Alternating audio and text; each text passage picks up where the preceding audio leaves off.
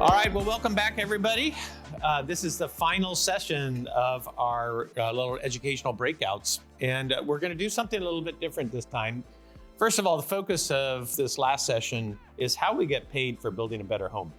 We've talked in the last few sessions about building better structures. We've talked about having better indoor air quality. We've talked about how we can change the electrical systems and move towards a modern electric home. And I know, as a builder, we look at all that and go, yeah, that costs money. And how am I gonna, go compete in the marketplace? So the theme of this is figuring out how we can sell the value of our homes. And I'm going to tee it up for a little bit. Jeffrey's going to talk about a little bit of in-field work that you did in a community in Austin, Texas, to give you some feel of how a developer, a builder, and then the consumers react to this kind of value selling model. And then Brian from Abrazo Homes, I've always been impressed with how they add a lot more into their homes than kind of the traditional builders in your markets, but you get paid for it. And there's a process in doing that. And he's going to talk about, from a builder perspective, his process. That's going to leave us a lot of time then to have a discussion. And it is a discussion because I don't think any builder has it perfect today. We're kind of in a transition from moving from a commodity market to a value selling market, and we're going to have to kind of work our way through that. So I'm going to begin, first of all, talking a little bit about Japan and Europe. In Japan and Europe, manufactured homes and homes built with building systems are considered a superior product. In Japan, about 15% of the market are manufactured houses. They're considered to be superior. In Japan, it's now become cultural that you really don't want to buy a used home. And part of that is the technology that they've integrated, the sustainability, the efficiency that they put into their new homes. But part of that is the effective branding and marketing that they have done, showing people that new homes are just way better than all the existing housing stock. And so this is also similar in Europe. And we talked about Sekisui Home and their Shawwood product. And what they're producing, you can see the home in the background. I mean, they're beautiful homes and all that. But more importantly, they're able to go to market and talk about the fact that this home will withstand, a 7.9 magnitude earthquake. And if you're sitting there in the most seismic area in the world trying to buy a home, and there's used homes over here that aren't seismically tested at all, or you can buy a home that you can survive in, let me tell you, it makes a really big difference. They're also fire resistant. Which in Japan has a huge cultural tie-in because their homes used to be made of rice paper walls and all wood, and they'd have these horrific firestorms in their urban centers, and they'd kill thousands and thousands of people. So culturally in Japan, fire and the fear of fire risk is very high. You think about the United States now, we have severe wildfires in the West in a lot of different areas. We've had entire communities wiped out, thousands of homes burned. You look at what happened in Hawaii. We could be doing the same thing in marketing the advancements that we have in some of these conditions. Their homes are high wind tolerance, they're net zero rated. They come with a 30-year structural and waterproof warranty. I don't know anybody in the US that, in a normal builder warranty, it's kind of like, well, if it didn't happen in the first 12 months, then, it's not our problem. It's somebody else, other than the foundation, it's somebody else's problem. Right? I mean, we warranty our automobiles for a longer period of time than we warranty our homes, right? So they've been able to use building better as an advantage in the marketplace. And imagine if you could come in the US and say, look, I have an earthquake resistant, fire resistant home that's net zero with a 30-year warranty on it. I guarantee you can charge more for that. Consumers will find value. Whisper Valley, which Jeffrey's going to talk more about, but Whisper Valley is a community in Austin, Texas, and it was done by Taurus Development, and they wanted to do something different. They wanted to do something, that they thought really fit the Austin kind of psyche. And I'm going to show a video first of the developer and what his thought process was, and then we're going to look at what consumers thought of it after it was done. So let's skip to this little overview by Taurus Development. And what we envision is a master plan community that is net zero capable. It's a cleaner and a more sustainable environment for future generations. Looking 50 or 100 years into the future, this is the kind of environment that everyone is going to live in. Whisper Valley is the opportunity to make this kind of a lifestyle and living environment a reality. It's a 2,000-acre piece of land in Austin, Texas. Austin is one of the most exciting cities in the United States. Austin is at the forefront of environmental sustainability. In fact, it has a mandate to become CO2 neutral by 2050. The challenge was, how do you create this kind of a community in an affordable way? So we reached out to some of the innovators in the renewable energy field. We all pulled in together and said, how do we solve this problem? So EcoSmart was created specifically because of Whisper Valley and Austin. Taurus made a major infrastructure investment into the community in the form of building out a geothermal system and then also bringing solar into the individual homes. So if you live in a net zero home with really no carbon emissions, the air quality is much better. The air circulation throughout the home is better. It's a more comfortable living environment. Austin is driven by technology, and it's a very important element to have the highest speed internet available. Each home in Whisper Valley is wired with the highest speed internet, in addition to Google Nest. Through EcoSmart, we're providing the technology and products that will allow for a more affordable and higher quality living environment. One of the reasons why people move to Austin is because of the outdoor living environment that the culture here embraces. And we decided to create that same type of environment within Whisper Valley. So Whisper Valley is a 2,000-acre community. 600 of those acres are going to be a very large master plan park that will have hiking trails and biking. The park that's being created within Whisper Valley will be connected to the larger park system in Austin, which includes Walter Long Park and Easton Metropolitan Park. Whisper Valley has great access to downtown Austin, but in addition to that is easily accessible to Round Rock and Pflugerville and other places where there are significant job opportunities. Whisper Valley is envisioned to be a 7,700 home community built around 7 different villages and town centers. Those town centers will offer the local conveniences and services that people are looking for, while the community still offers great access to the balance of Austin. It's important to understand that this kind of living and this kind of home is going to become the standard in the United States. So if you're going to buy a new home, why would you buy one that's going to be obsolete in the next couple of years? You want to buy the best home that's available, the one that is going to become the living standard of the future. We all want to create a better living environment for ourselves and for our children. That's the goal. Whisper Valley provides that opportunity in an affordable way.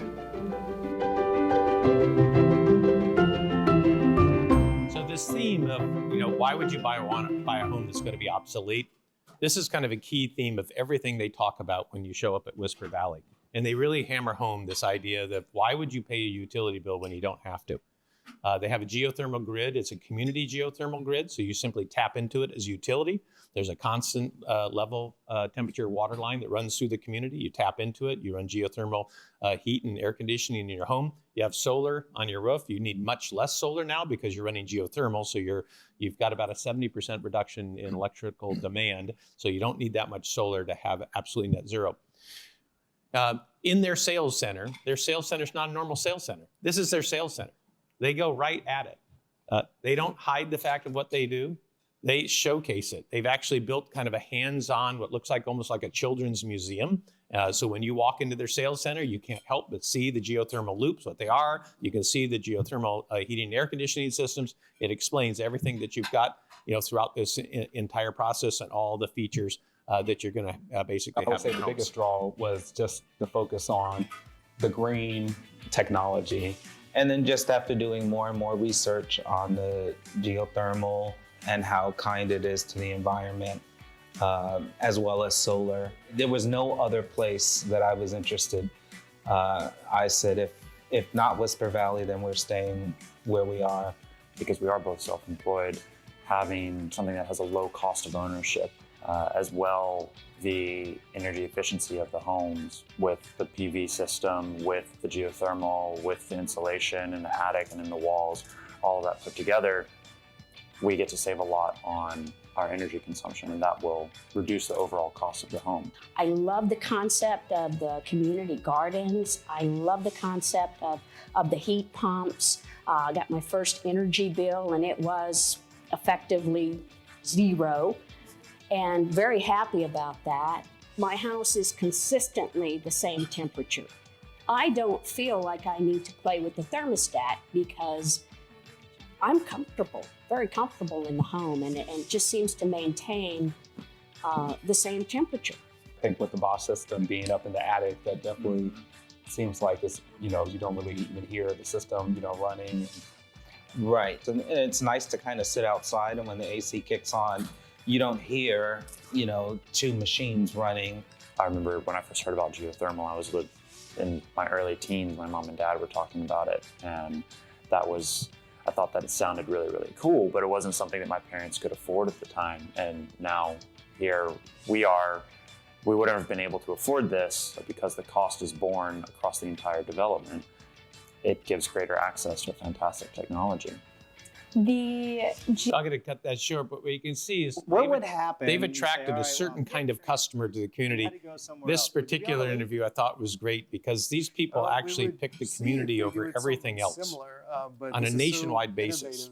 So they're finding a niche and speaking to that niche. And it's just the start, really. We're really anticipating what this place will look like in 5 years as we have more neighborhoods pop up, as we have more amenities pop up, as we have businesses that will grow right next to us. So we're excited to see where this is going.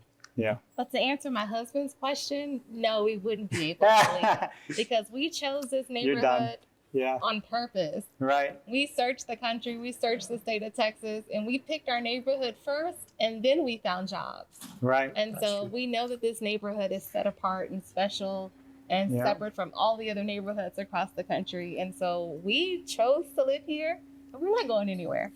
So there's a power of knowing who your ideal customer is and building a product for them and then speaking to them. And I think Whispered Valley's done an incredible job. It doesn't speak to everybody. There's a lot of people that would have no interest at all in living in Whispered Valley. They aren't interested in energy conservation. They're not interested in ecological, environmental issues, and that's fine. Build a community for them as well and speak to them. But in this case, they've built a community for people that love that community and they're willing to pay the extra price for it. So this is all about value selling, and value selling that is a pretty standard process. Lots of people do it in other industries. Auto industry does it. Consumer products does it all the time. And the value selling process is very simple. You're going to identify basically an ideal customer profile. Who is it that we're trying to build for? And then you're going to try to understand your unique selling propositions. What is it that I can do for them that nobody else can do for them? And then you're going to listen to those people instead of talking to those people and selling them. You're going to listen to them and find out what their needs are, what their problems are, and what they're trying to solve. Now, Roxanne, you're in sales. I bet you tell your people 100 times a week, listen more, talk less, right? Yes. First find out. 2 ears, 1 eye. Yeah, why are you moving, right? What's creating you to move? What do you need? What problems do you have in your life? And then you take KB's value proposition and mold it around them as a personal sales proposition. So this value selling model is not that crazy. Like I said, it's been around a long time. That just shows you that if you listen more and you talk less, you end up getting people further down the sales funnel. We also know that value-based topics drive more steps to the next step in the process. So I have a basic model, and that is we have what we can do, right?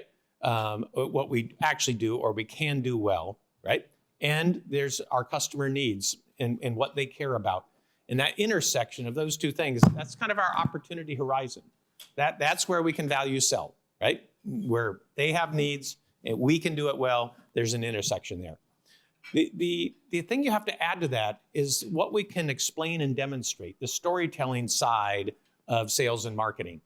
And if we can't explain it or tell a story about it, then it's really not part of the opportunity horizon. So what happens is that third circle limits our unique selling proposition.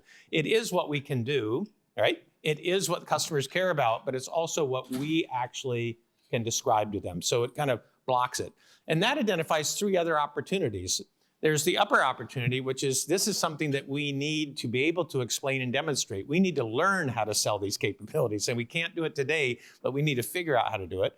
These over here are things that they care about, but we can't do, so we need to figure out how to go do those things. And then the last one are areas that we might actually consider pulling back on because there's not something that the customer actually cares about.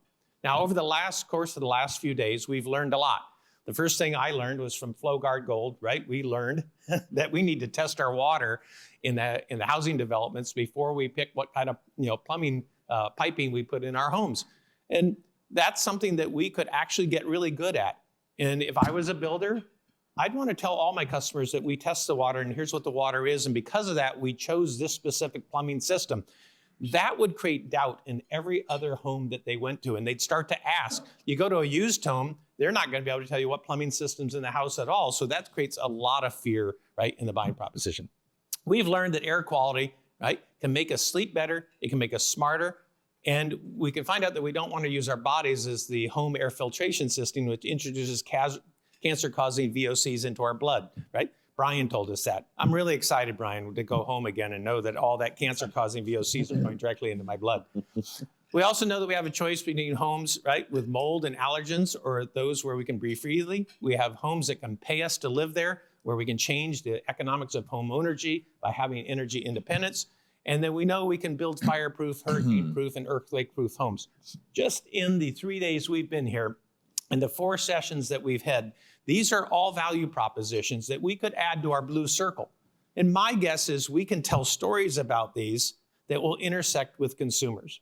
And this is a model for us to start thinking about how do we sell the value of what we actually build in the future. So today, we're going to take a little bit different approach.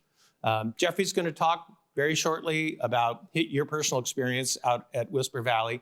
Brian's going to tell us what he does at Abrazo. And then we're going to open up to an interactive dialogue with all of us to talk about how do we get from selling commodities to actually getting the value of what we put in our homes. Jeffrey, I'm going to hand it over to you, and you can do it forever you want. So just a brief background. I approached Whisper Valley about 8 years ago as a builder. I was fascinated with the agri-hood model, right? And really then became even more fascinated with the technology. What's interesting is, this is as you heard, 7,700 home development. Google Fiber spent $21 million taking gigabit internet out there for all those homes.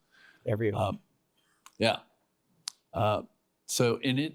kind of far East Austin, right? It was annexed as part of the process. They've been working on this development for 15 years. A little over 500 of the 7,700 homes have been sold, but they are selling and accelerating because of the growth in East Austin. Good afternoon, Austin, Texas. Michael Thurman with Thurman Homes, out here in the beautiful Whisper Valley subdivision with your Whisper Valley Minute. Now, we all know I can talk a lot, so this is probably going to take more than a minute. Today's topic is going to be battery backup and storage. I think it's a good explanation of, it's one thing to say you have a solar power option. It's something else to be looking at a live screen on a wall showing that right now you're at 102% production. You've got no utility bill. And yet all the lights are on and all the things are running. The house is going, right? That's a lot different than just saying, oh, we offer solar. Yeah, this is clearly part of that education piece. And it's a really nice educational piece. If you were in the futurist presentation, I don't know if you caught there at the end when they were talking about Gen Z, that a key for them is house hacking. They see this energy production as a house hack, right? A key piece here, his option is a Tesla Powerwall. So you get the geothermal, it's standard. You get the solar, it's standard. The ERV system, the tight envelope, all of it is already there. So, and about half of his customers opt for a Tesla Powerwall. So thinking about the last 2 days, we've had people coming about, Cam, we talked about ERVs and all, those are all standard issue and they're not options. Indoor air quality is not an option. High quality air is standard in these homes. We had Genco Solar and IE come and talk about, well, you really should do solar as a standard, not as an option. It's going to be lower cost for everybody.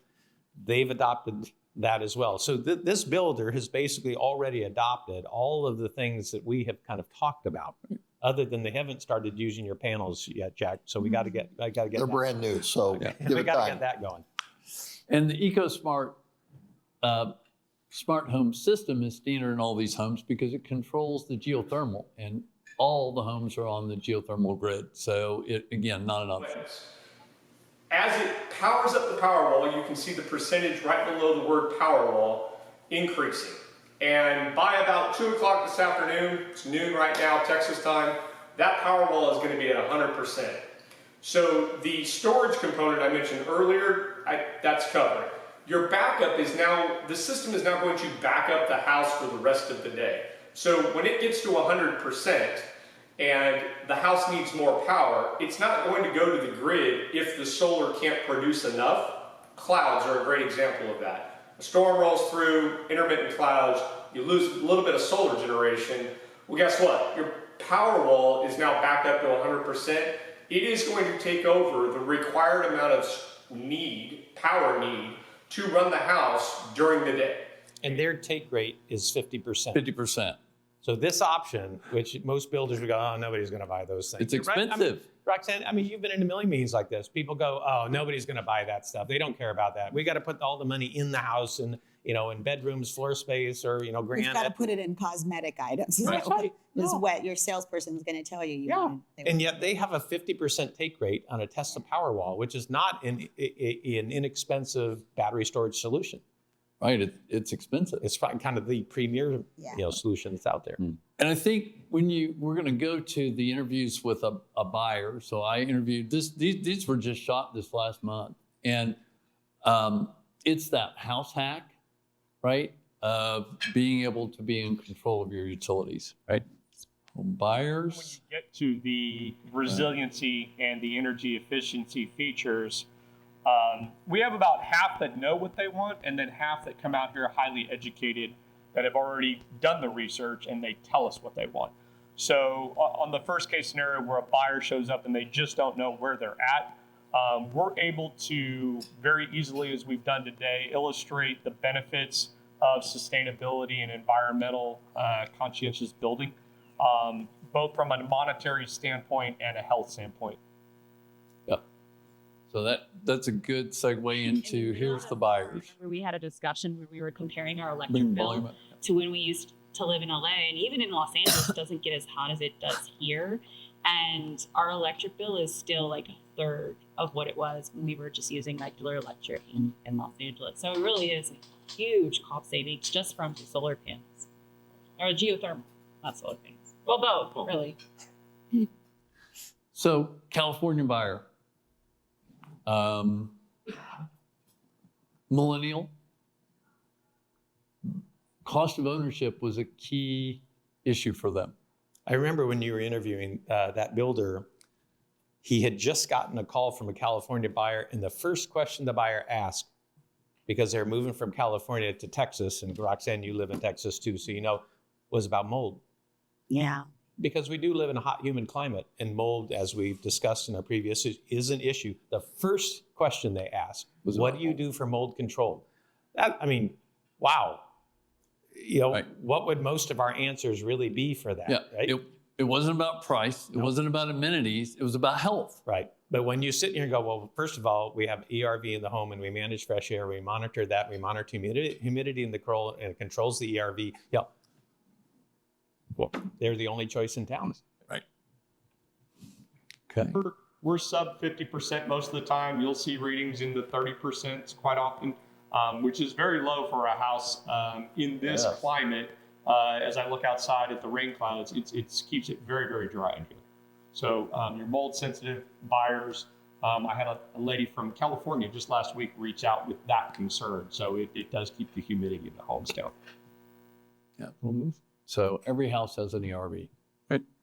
Any final comments on that before we transition to our superhero Lobo fan? I love showing that, don't you? All right. Well, Brian, why don't you tell us from a home builder's perspective? You add a lot of this stuff into your home, and I know you don't give it away. If I've learned one thing about you, you don't like giving anything away. No, we like to make money. And everyone should. We provide a valuable and noble service for the people who live in our homes. So we shouldn't be ashamed of that. Sorry. One thing I'd say, when I put this slide together, I just quickly went out to your website, and right there, right off the bat, not 14 pages deep, it said, "Building the perfect home starts with you." And to me, That's this whole value selling thing. That's about listening to the customer and finding out what their needs are and then wrapping your value proposition around it. And it's kind of front and center right on your website. Our tagline is, "We have a plan for your plan." There you and go. that's it's customer centric is exactly how we try to build our homes, right? I think I spoke to many of you yesterday, but just as a reminder, my name is Brian McCarthy. I'm one of the owners of Abrazo Homes in Albuquerque, New Mexico. We will build about 200 houses this year, and we actually started up our own separate company called Riot Technology, and Riot Technology we're selling that now to other builders as well. Riot Technology will be the underlying foundation for one of the videos you'll see today that I'll show you in just a moment.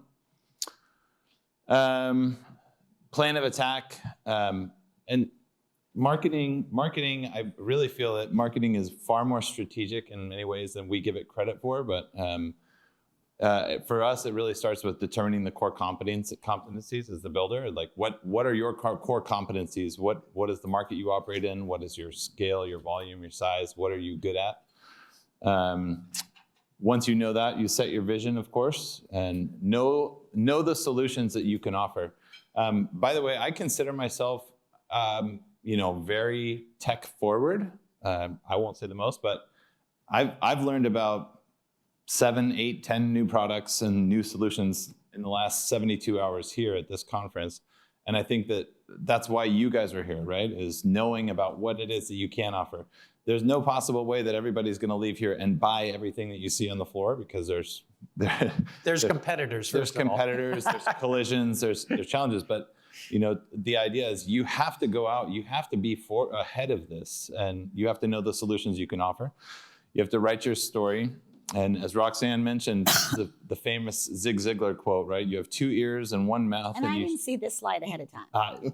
You're just that good. She is that good. Okay. And you should use them in that proportion, right? We should be listening twice as much as we're speaking. We'll advocate to become a storyteller, especially now in terms of what I'll call the media economy. If you look at people's screen time consumptions, they're spending 6 hours a day with a device in their hand. And I will be a proponent for use video, but I think your issue of storytelling is one that often gets overlooked. We boil our homes down to features and points and values, and we forget about how we craft that into a story that revolves around the customer. And I think there's the biggest issue of this value selling is we need to know what we're good at. We need to know what we have that can solve problems, but we've got to be able to convey that in a personalized one-on-one message for that family of how we can solve their problem best. Right. And I think storytelling is a big part of it. And I would say go back to that previous slide, because you skipped over that really fast. Use video. Mm-hmm.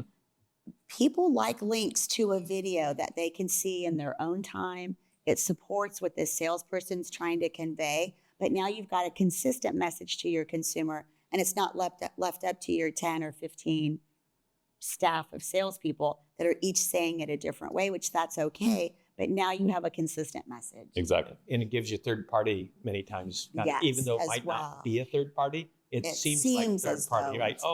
I was talking to Harold, but then I went off and looked at this video, third party verification, even though you may have created it yourself. And they expect the salesperson to tell them all the great things. Yeah. But if they see a video, it's like, to your point, Tim, a third party possibly. Right. It's another data point. So don't skip over that, because that was a good one. Yeah, thanks. Thank you.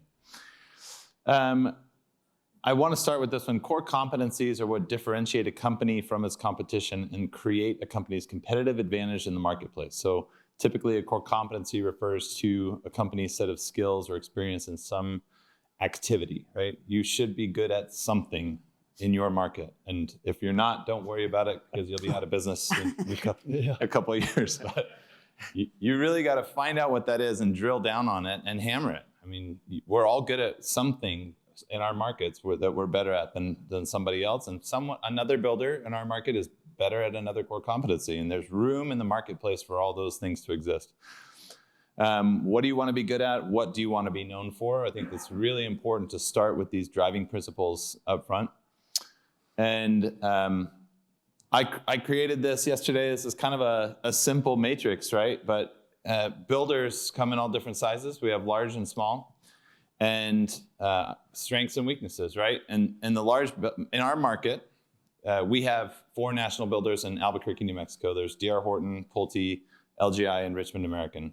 We build more houses than 2 and fewer houses than 2, but we're a middle-sized builder, I guess. But on the grand scheme of things, we are a very small home builder at 200 houses a year. We have 40 employees. We're probably smaller than half of the room.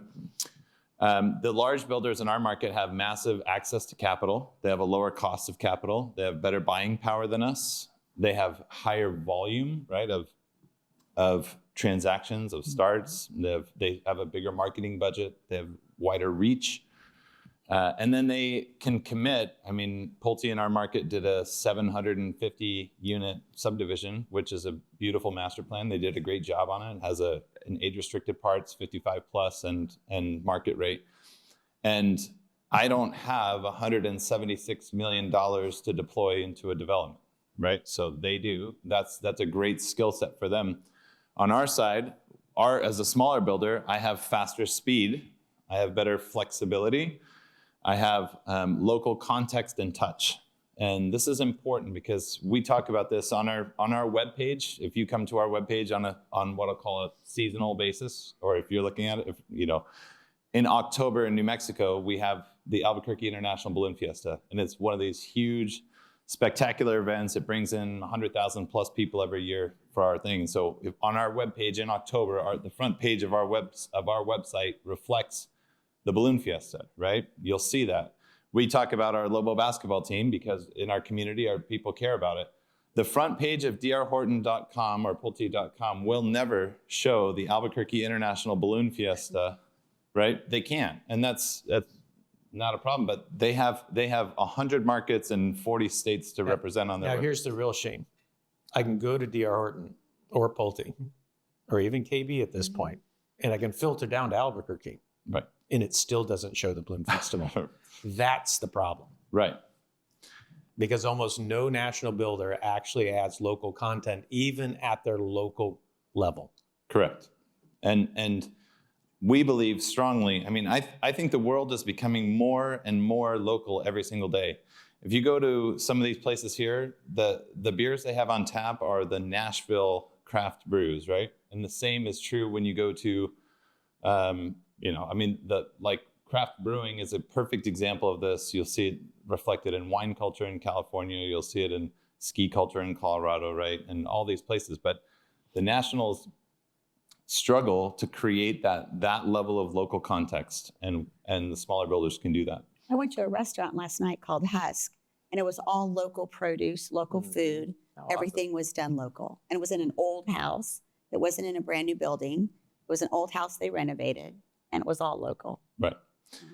And it's a different experience for the consumer, right? Which we can create a more unique buying experience for the consumer because we can move faster and be more creative. And I don't have corporate to sign off on the pictures that we post on our webpage. We can just do what we want. Customer proximity. As the owner, I have 1 degree of separation between me and the customer, so that creates a feedback loop, right? To where we can revise our plans and revise our product faster to reflect some of these local items. Implementation. If you wanted to adopt a new technology and put your new technology into 50 homes a year, that's much easier than to put it into 50,000, right? So it's much easier to implement new technologies at a smaller scale, and we can be more customer focused. Now, my little X's here are, of course, in some ways, our strengths are their weaknesses, and their strengths are our weaknesses, right? I mean, we don't, and subsequently, we should compete in different areas, right? We should compete with different aspects. Personally, I will also just say this, and I put on here, by the way, we are more customer focused. The bigger some of the larger builders are more focused on shareholders, right? We are in the midst of a national lot shortage and a national housing shortage. So just by a show of hands, who has too many lots today? Right. So speaking personally, I have, 200 lots under control. And if I sold all 200 of those lots today, which would be close to it, we really probably could, I can't replace those 200 lots as fast as I can sell them. If I started a project tomorrow, it's going to take me 3 years to bring a new development online.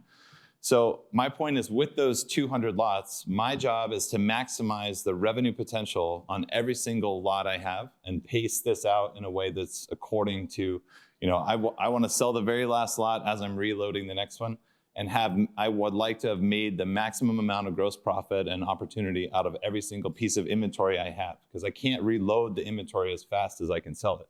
So maximizing those opportunities is crucial, and you have to become more differentiated, and you have to stand out from the crowd if you want to command a premium for your product. There are two types of tech that tech to me falls into two camps.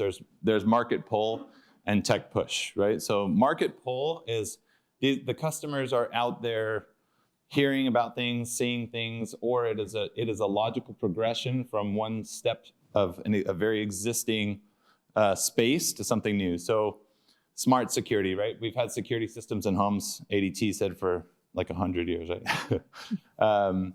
And when we get to smart security, that is the next iteration. People are like, oh, well, I enjoyed having a security system in the past. This is a better, faster, smarter version. There's a demand for it, and you don't have to explain much about it, right?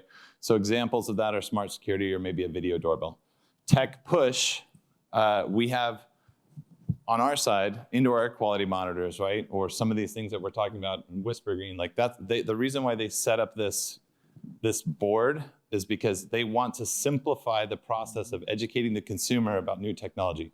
That is a tech push play, absolute tech push, where they are saying, we have something new and different that you don't know that you need, you don't know it's beneficial for you, and we have to educate you on that, right? I think what happens is, we have mega technology companies that are trying to get products into the home, Google and others.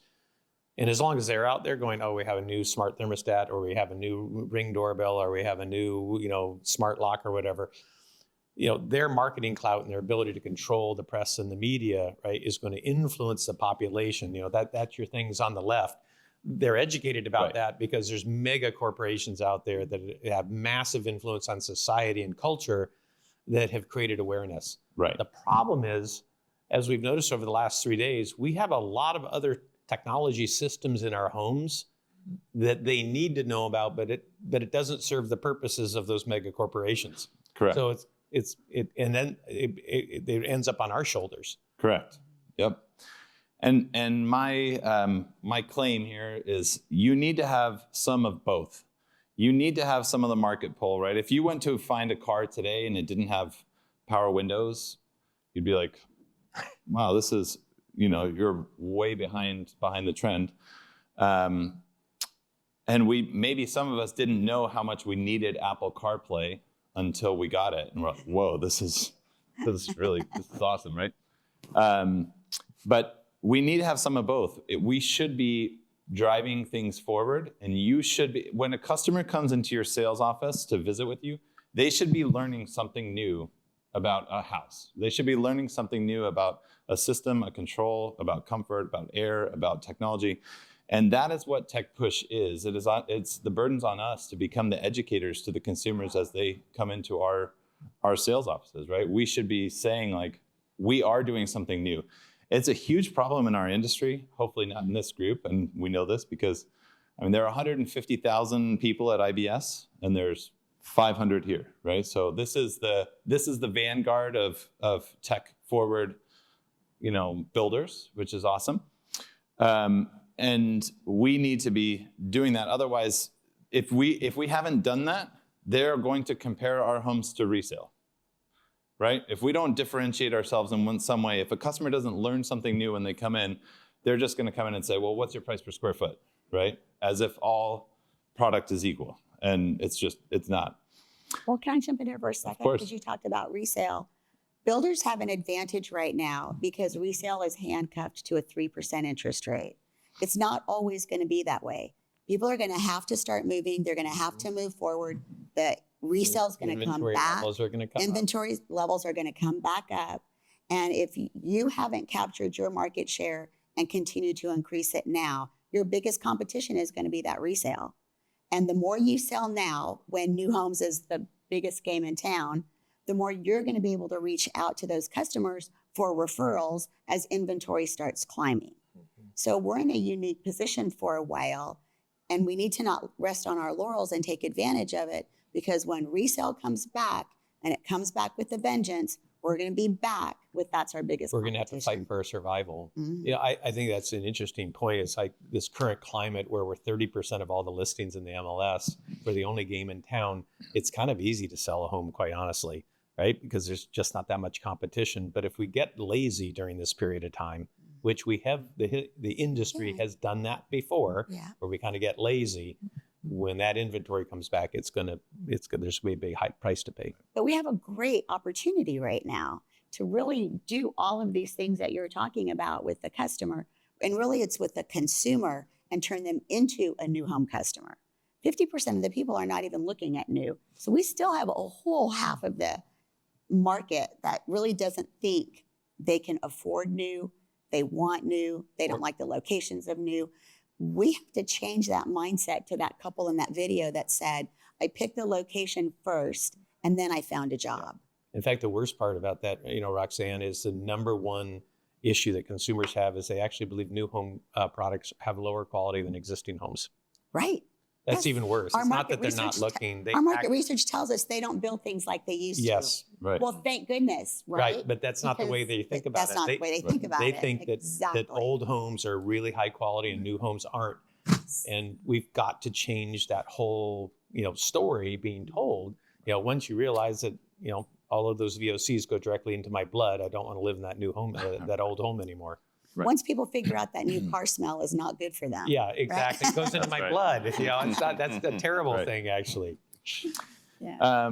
One item here, just one more bullet before I move on, but don't let your customer become more knowledgeable than you, right? To me, what I will say, our experience with customers is builders are eliminated faster than they are selected, right? Mm-hmm. If you were to go to a master plan community, you're going to go in and shop 10 builders in a row. It's pretty quick to eliminate 7 of them, right? And builders are eliminated faster than they are selected. And to the moment customer comes in and they start saying, and there are so many resources and so much information out there. There's a video for everything on planet Earth on YouTube now, right? But when the customer starts coming in and they're asking you questions, technical questions, or if they're talking about the protocol, what protocol does your smart home hub use is this Z-Wave or is this Zigbee? If you don't know the answers to that, they're like, and thank you, have a great day. And they're going to go find someone who can help them.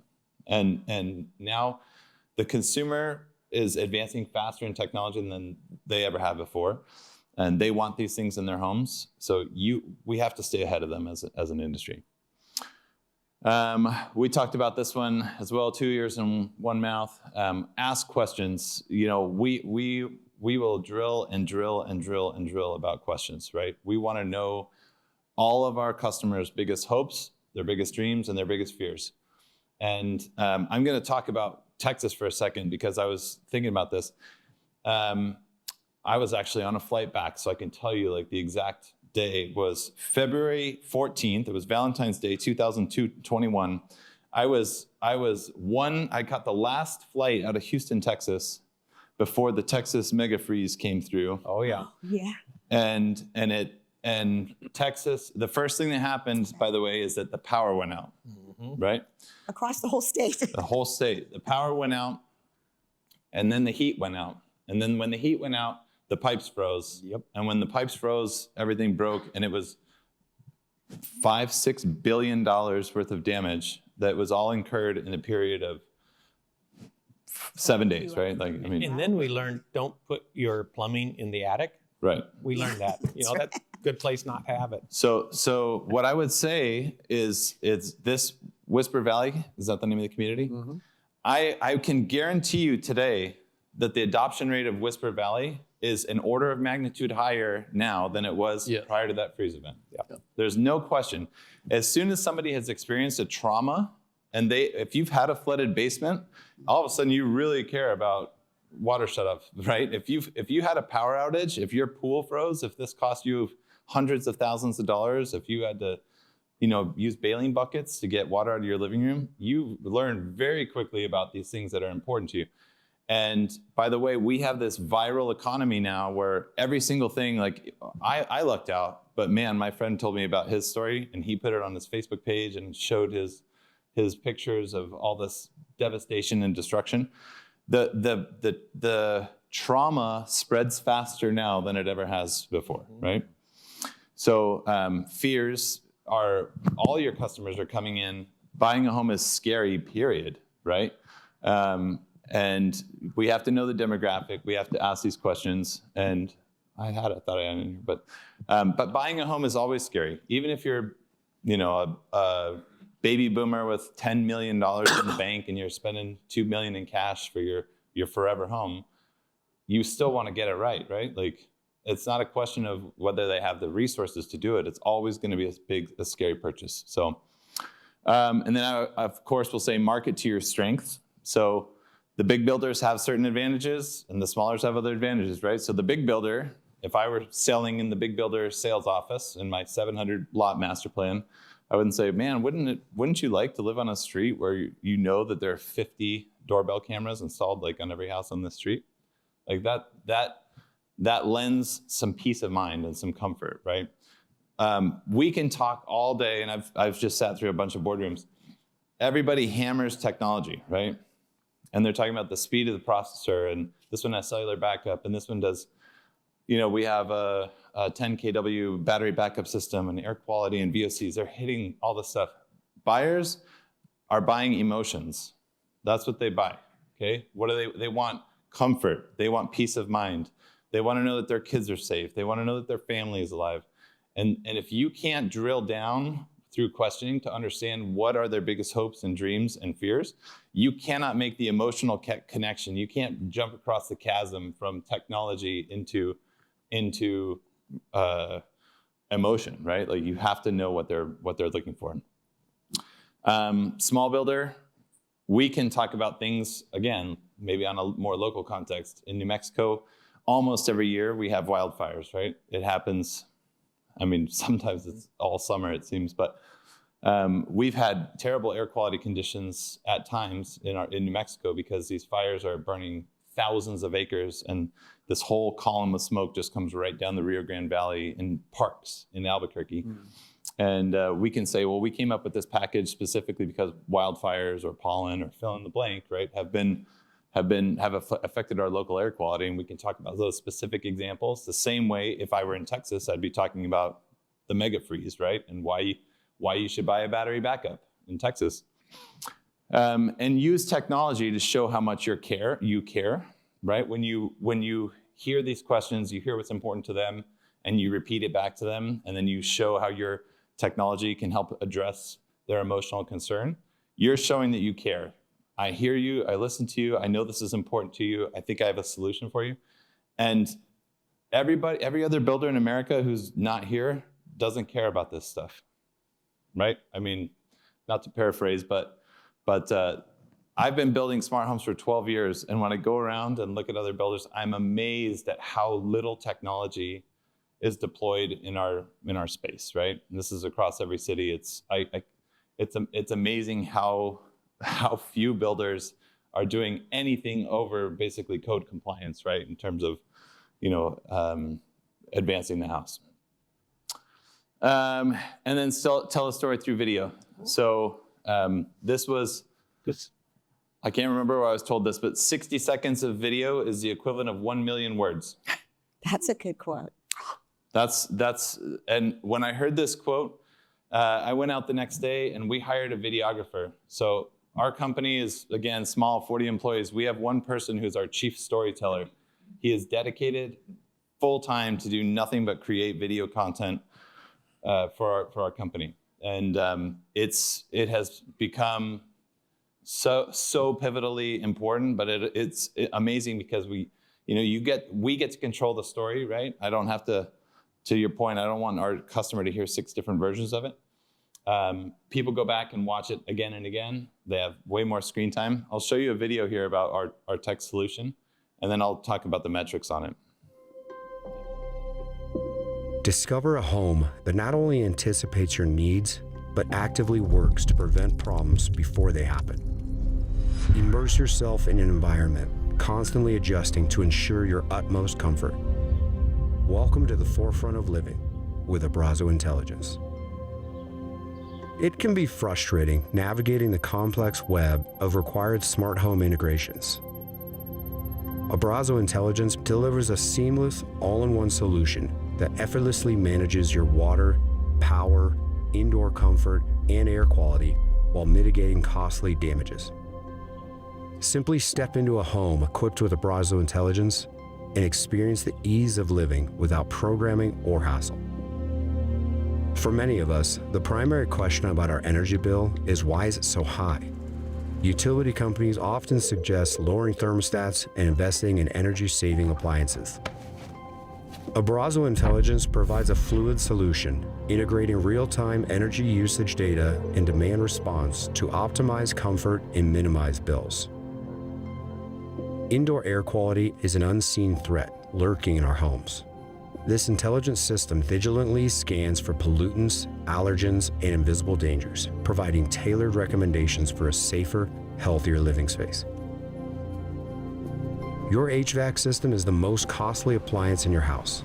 An improperly maintained system results in frequent breakdowns and unnecessary energy expenditure.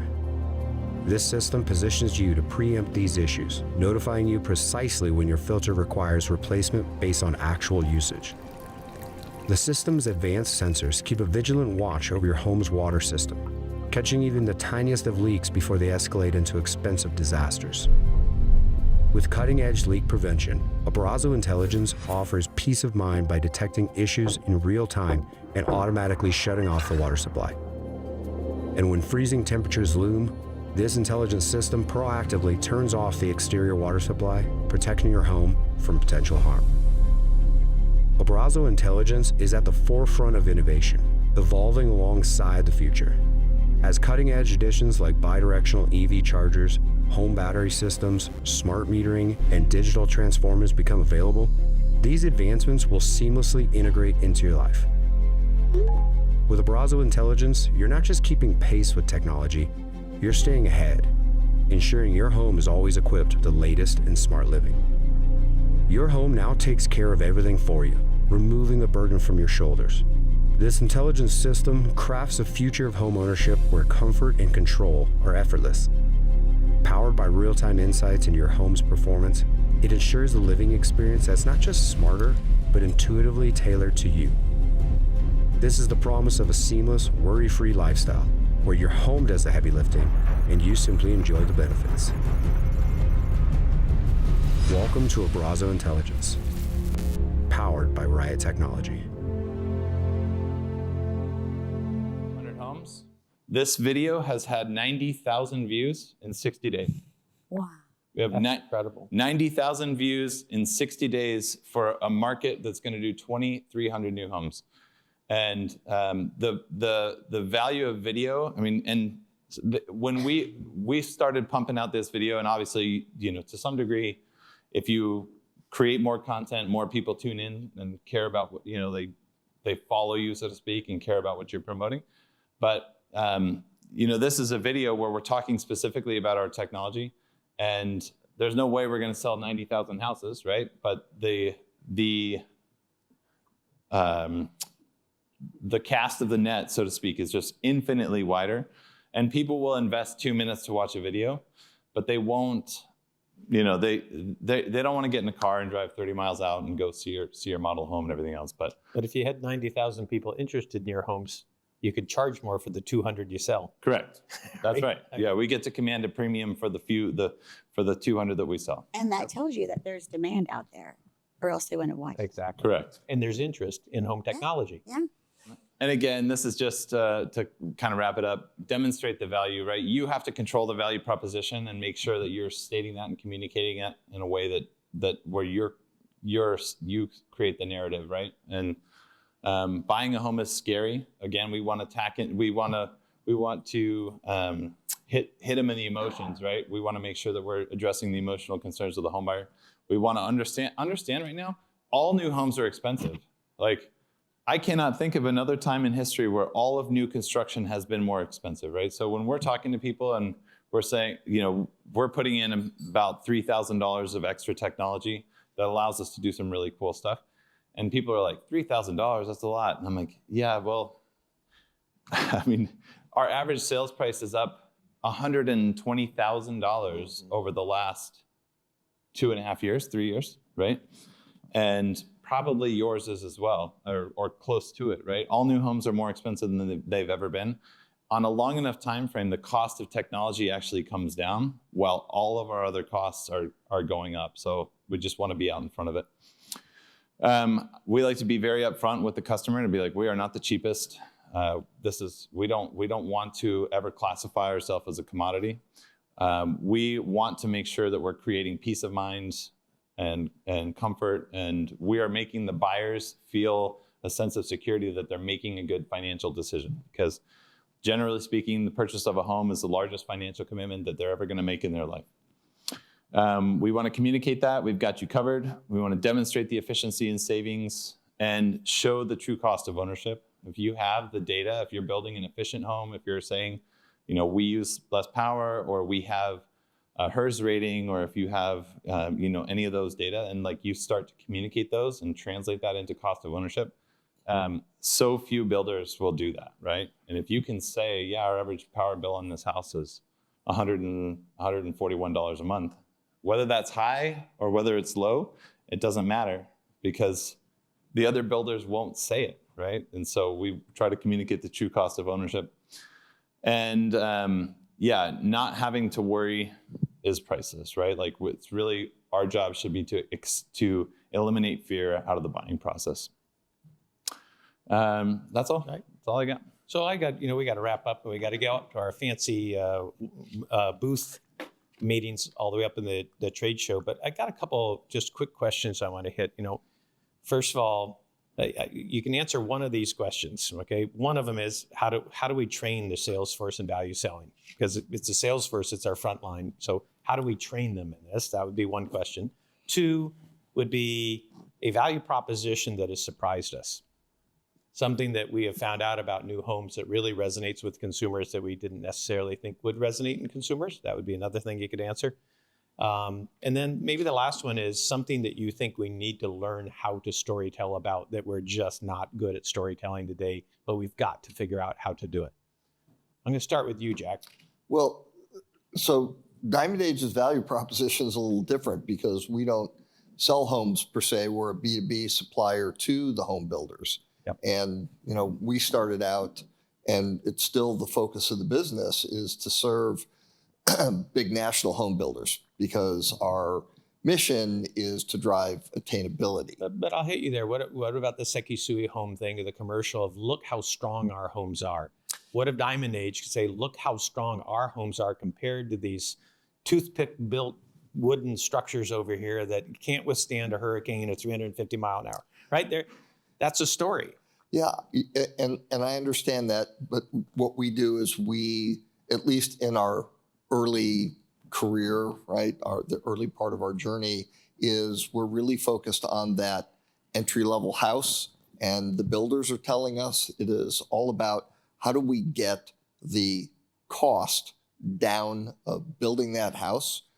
None of the houses that we're participating in have any of what you have. As a matter of fact, I'm never going to forget when LGI told me, we don't even put a doorbell on our house. Mm-hmm. And I'm like, you don't put a doorbell on your house. Both have it staggered. They only put one sconce on their garage, the one by the front door. They've taken the other sconce out. And so that's the messaging that's come to us. And so, we built the product. We 3D printed 30 homes for Century Complete. which is their entry-level, no-nonsense line, and they're unbelievable homes. Sound attenuation, energy efficiency, climate resiliency, and they are literally a brick shit house. But we can't get paid for that value because at that particular end of the market, it doesn't fit into the price range. So we pivoted into this integrated panelized wall system where we're bringing value to the builder by making it easier and faster to build a good quality structure, because we want to drive attainability. I mean, I would love to, I mean, the house I live in has a lot of stuff that you're talking about, right? But the house my son lives in, not so much. Cam, any of those three questions, something that surprised you, something that we need to learn how to tell a story about? Yeah, I mean, I think the story piece is figure out how to identify a way to sell things that aren't tangible, that you can't see when you walk in a showroom or you can't see when you walk in a model. So many builders that I talk to, and this includes the big nationals and it includes, you know, lots of local builders. The things that their model home agents talk about and their showroom agents talk about are countertops and paint and floor finishes. And, you know, sometimes they'll talk about technology here and there. But again, visible technology, right? Do you want to upgrade to a Nest thermostat, or do you want to add the video doorbell, or, you know, do you want to add speakers in the living room? The parts that get missed, and I think where there is some truth to they don't build them like they used to, is in the things you can't see, because that's where the builders, especially the big ones, can kind of start to find opportunities nickel and dime, and that drives down when you walk up to a house and you pay $300,000 and it's only got one sconce. How much did the builder save pulling out the other sconce, right? That's how because they can't sell the intangible. That's right. How do you sell the air you breathe? How do you sell the peace of mind? How do you sell the earthquake? So maybe that's the answer to the question. If that's a story we need to begin to tell. Yeah. The one thing I use in my home every single day, every minute of the day, is the air in the home. And that's not something we even tell a story about. But we should be telling that story, because I don't use the video doorbell that often, and I don't use the smart thermostat actually that often. I don't use a lot of the stuff in my house very often, but I breathe every single time I'm in the home. And if that air is dangerous to my health, disruptive to my sleep, infects my intelligence, right, can cause cancer, then we should tell that story. And my guess is, even in that basic home, there's a basic home here and a basic home here, and this one's $500 more, but this one won't kill you. I guarantee you they'll buy the one that's $500 more. Our salespeople ask one question: how many hours a night do you sleep? That's a great question. That's our lead in to that home air quality. That's a great question. I think Tim had me on this panel just so I could hear all of this stuff. That's a great question. But let me give you an example of what we've just observed. So we have, 5 minutes left? We have almost nothing. And my section was about how do we sell the value. We have spent 55 minutes learning about all the value, and I have no time left to tell you how to sell it, right? That's what you do as a builder when you leave this conference. I'm going to stand up because I'm pretty short. That's kind of what you do as a builder. You're going to go back to your operations team and you're going to tell them all these great things that you learned. Your VPF is going to, or your finance person is going to figure out how you can afford it. Your purchasing department's going to figure out the trade-offs. They're going to spend months, a half a year, maybe a year before it's actually implemented, countless hours. And 2 weeks before the model's done, they're going to assign a salesperson and say, no, I want you to sell this stuff that we're doing. And the salesperson doesn't know. There's no tools for the salesperson to learn, or if there are tools, they're watching the tools because your video guy did it, and now it's on a loop in the model, and they're going to sit in the model and listen to it every day, and they're going to learn it. And then we wonder why our salespeople aren't selling. So your salespeople need education, and it's not a one and done. Salespeople don't learn that way. You can't take 2 days and take all of the knowledge that you've learned to put in this home and teach it to your salesperson in a one-day session. They don't learn that way. Education needs to be consistent. Every week at a sales meeting, it needs to have a bit of education on what you're doing, why you're doing it, and how it benefits that customer, and what's the story they're going to tell. What's the one takeaway from your sales meeting that's going to help them go into that sales office after that meeting's over and sell a home on that unique selling proposition. They need tools because salespeople have 1,000 things that they cover when a customer walks in. If you don't have a tool, either a collateral piece, a link, something on your website, a flat screen that they can go to, if they don't have that, they won't remember to talk about it. So you have to give them a tool. You have to educate them, train them, give them a tool, and then you have to shop them and make sure they're saying what you want them to say. And then you have to watch the video shop with them and help them know the story the way that you know the story as an owner or as a developer or as the supplier that's selling that widget that's going to make that home so much better. If you're not doing that training cycle with your sales team, it's not their fault that they're not selling all the great things that you guys are doing. Does that make sense? That is the mic drop moment. All right. We're done.